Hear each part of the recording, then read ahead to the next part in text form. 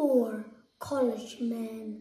In 1884, an envelope addressed to George Washington Carver arrived from Highland College in Highland, Kansas. George ripped open the envelope. The school had accepted George as a student.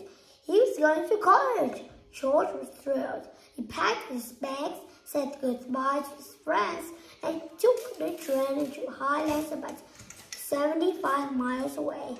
But when he arrived on campus, school administrators told him he couldn't attend after all.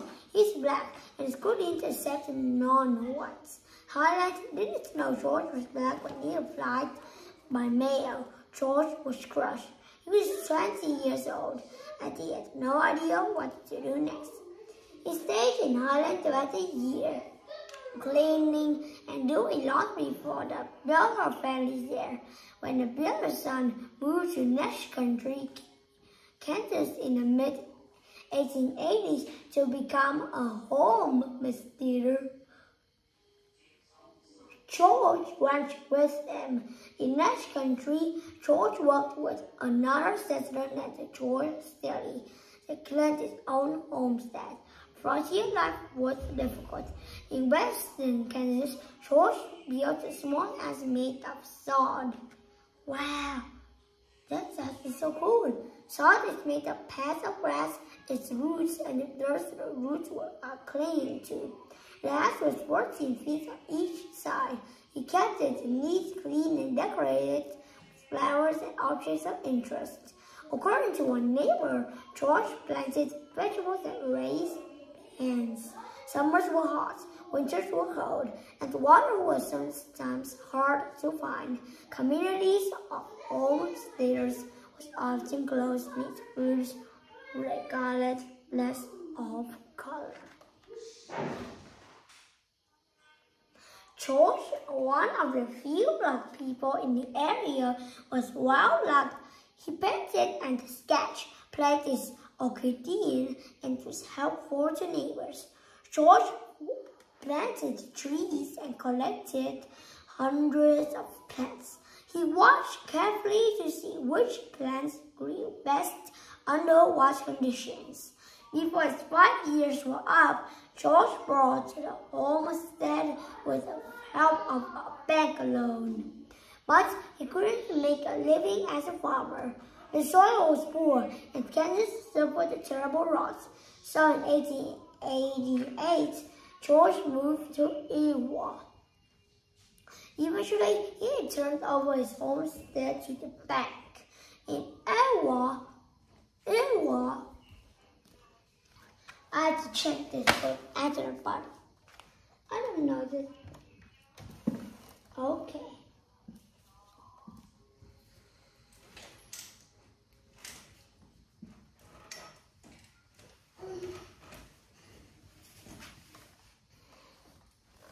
What's this word called? Okay.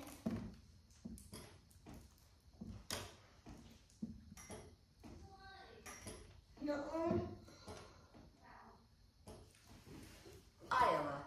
Iowa. Okay. Iowa. Let's read that word. 3, 2, 1. Iowa. Okay, it's really good. Iowa. Say again with me. Iowa. Okay, you got it. Hey, what's that? Just a pew. I think it's mostly to fly. Maybe in Iowa. Wait a minute. Iowa. George lived in Winterset, a mostly white town where he found a job as a cook in a hotel. In church, one Sunday, a woman in a joy named Helen Mulholland noticed George. She enjoyed his high-pitched singing voice.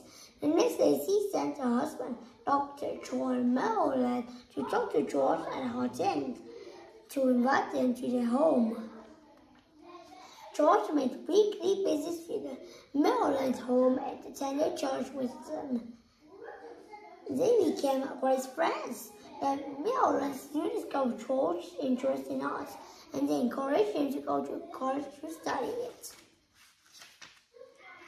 Simpson College. There was a good school called Simpson College in nearby Indianola. George had been upset by the incident at Highland College and didn't want to go through that again. And one was assured George that Simpson had no room against black attending. They would even help with application, so George applied, was accepted, and saved up his money for a year. He enrolled at Simpson in the fall of 1890. George was only the second black student in the history of Simpson College, which had opened the doors 30 years earlier, in 1860. He studied music and arts, and he ran a laundry business to help pay tuition. But after he paid for his classes, he had almost nothing left over. For quite 1 month, I lived on prayer, beef suit, chunks of beef, fat, and cornmeal, he said, and quite often with at the sauce. Wait a minute, I don't know this one.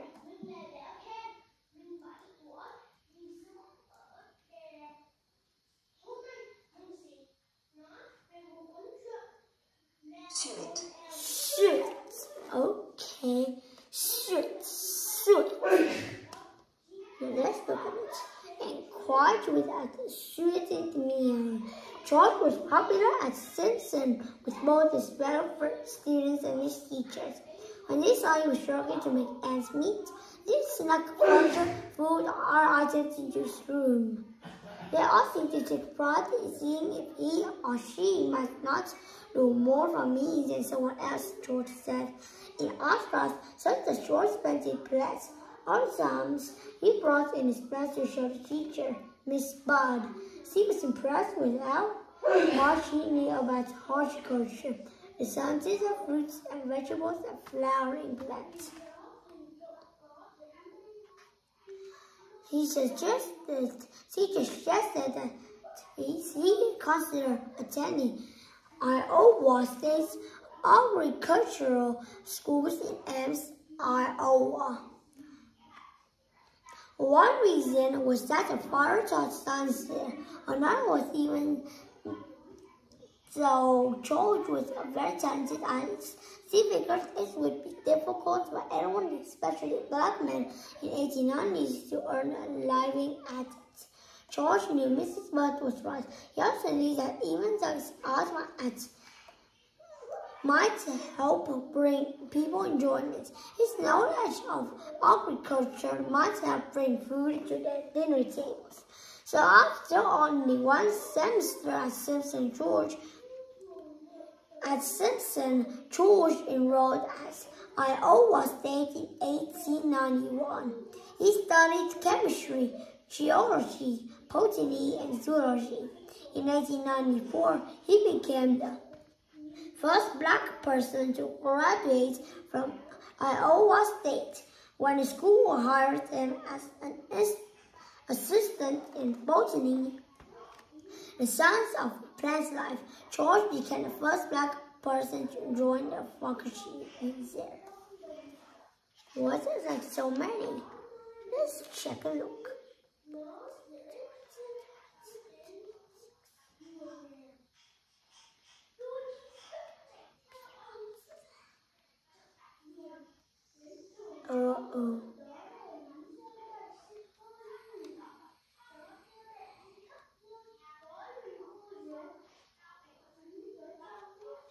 George Washington Carver. Yo, that's so fast now. Let's do some stretching ability to make our person like that. To make us better. So, chapter 5, the greatest good. George had no plans to leave Iowa State. He liked the faculty and students there, and they liked him. He was studying for a graduate degree in agriculture, and he was teaching young men and women too.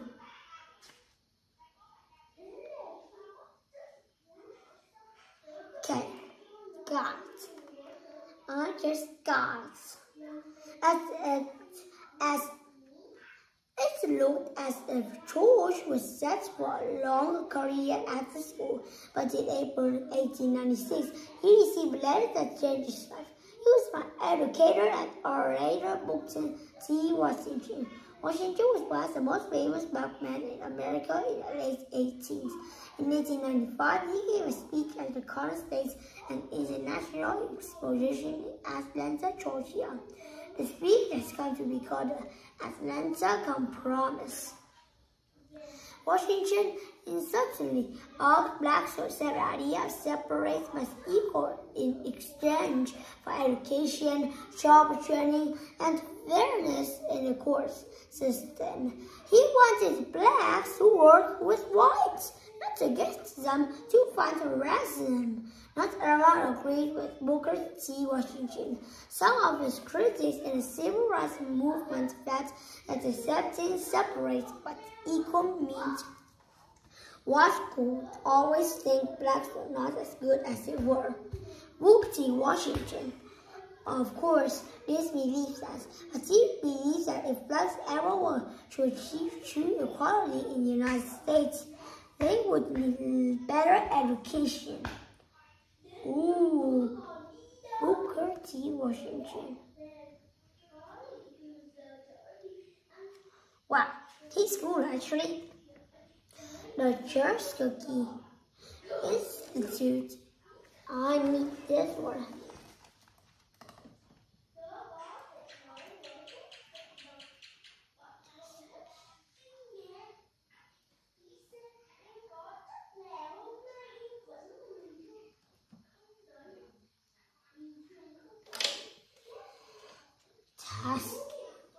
Is that it? Is that a word?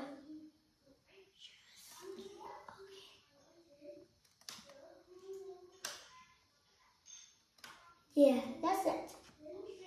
Oh wow, Tuskegee Institute opened in a rundown, one-room building that year was just 2,000 from the state of Alabama.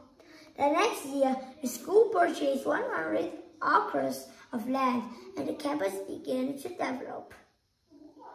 The Tuskegee Institute. Tuskegee wasn't a traditional college like Iowa State. They accepted only high school graduates. Instead, some Tuskegee students had as little as a 5th grade education. Many of their parents and grandparents had been slaves. They were therefore earning they could use in their day-to-day lives. As part of their classes, some early Tuskegee students actually built the classrooms that rose on the new campus. Students building campus, this is really cool. Booker was still the president of the Tuskegee Institute. When he rose to Georgia in 1896, the school was growing. Booker said he wanted to add a department of agriculture, and he wanted George to be in charge of it. George had read about Booker's big Atlanta speech in a newspaper. George believed that race relations were much the same as Booker's. George had led a monk and worked with whites all his life. He believed that working with whites was the best path to equality. And of course, George recognized the value of an education. So that was why George, even though he was perfectly happy at Iowa State, thought long and hard about Booker's offer. Tuskegee couldn't pay George as much money and didn't have a modern building or equipment. Okay, party. Please, okay, 1 minute, okay? Sorry, just a moment,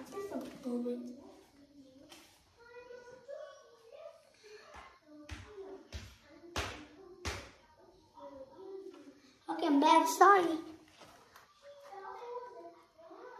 Okay.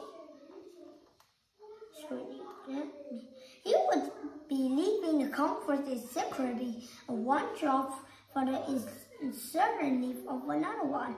But the great idea of my life is to be one of the greatest good to the greatest number of people. George wrote to Booker.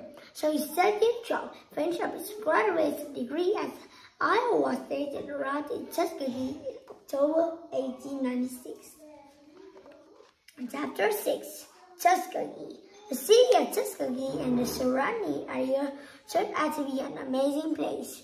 George found many new plants and flowers to study. The school itself, however, wasn't so amazing. When George arrived, he had no rooms in which to store his collections, and not even a library in which to work. So, you see, reading this book is so much fun. You see, you learn a lot about George Washington Carver. Now, I will tell you some facts about George Washington Carver, okay? So you see, he's a poor child. And you can see that he's very poor, from a child who lost his parents all the way to a doctor. From when he is small, he liked the nature, he liked to go around and draw plants. He really loved nature, and that's why he purchased to go along his adventure, along his life.